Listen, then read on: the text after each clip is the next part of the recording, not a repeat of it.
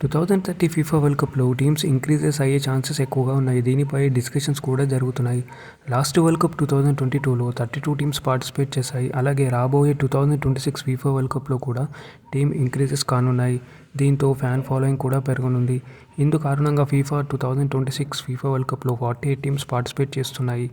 So అలాగే 2030లో జరగబోయే FIFA world కప్లో మొత్తం 64 టీమ్స్ పార్టిసిపేట్ చేయనున్నాయి. దీనికి ఒక స్పెషల్ ఉంది. ఎందుకంటే ఫీఫా 100th యానివర్సరీ కంప్లీట్ చేసుకోనుంది 2030కి. సో దీన్ని చూసుకుంటే 2022 ఫీఫా వరల్డ్ కప్ క్వాలిఫికేషన్కి ఏషియన్ ఫెడరేషన్లో 4+1 ఆర్ 5+1 స్లాట్స్ ఉండేవి క్వాలిఫికేషన్కి.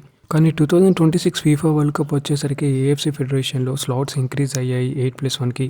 అయితే దీంట్లో దుఃఖించవలసిన విషయం ఏంటంటే రెండిటిలోనూ ఇండియన్ ఫుట్బాల్ క్వాలిఫై అవ్వలేదు. ఇంకా 2030 ఫీఫా వరల్డ్ కప్లో స్లాట్స్ ఇంక్రీజ్ అయినా దానికి ఇండియన్ ఫుట్బాల్ క్వాలిఫై అయ్యే ఛాన్సే లేదు.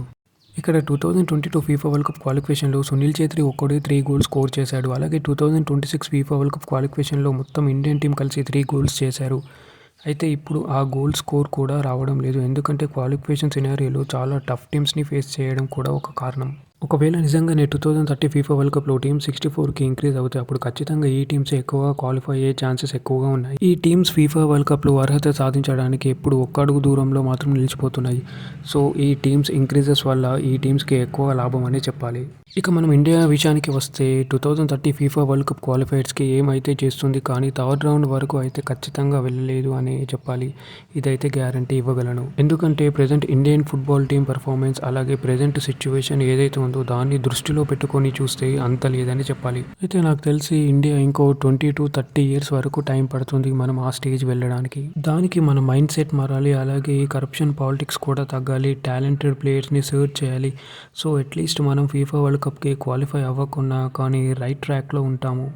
ఒకవేళ 64 టీమ్స్ పార్టిసిపేట్ చేస్తాయి అనే డెసిషన్ ఏదైతే ఉందో ఒకవేళ నిజం అయితే మనం వరల్డ్ కప్లో చాలా డెబ్యూ చేసే టీమ్స్ని చూడొచ్చు. అలాగే వరల్డ్ కప్ 1 month నుండి 2 or 3 monthsకి ఎక్స్టెండ్ అవుద్ది. మ్యాచెస్ కూడా ఇంక్రీజ్ అవుతాయి. ఫ్యాన్స్కి ఫుల్ మజా కూడా వస్తుంది.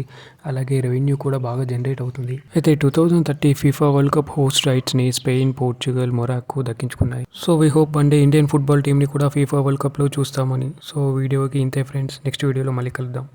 Thanks for watching.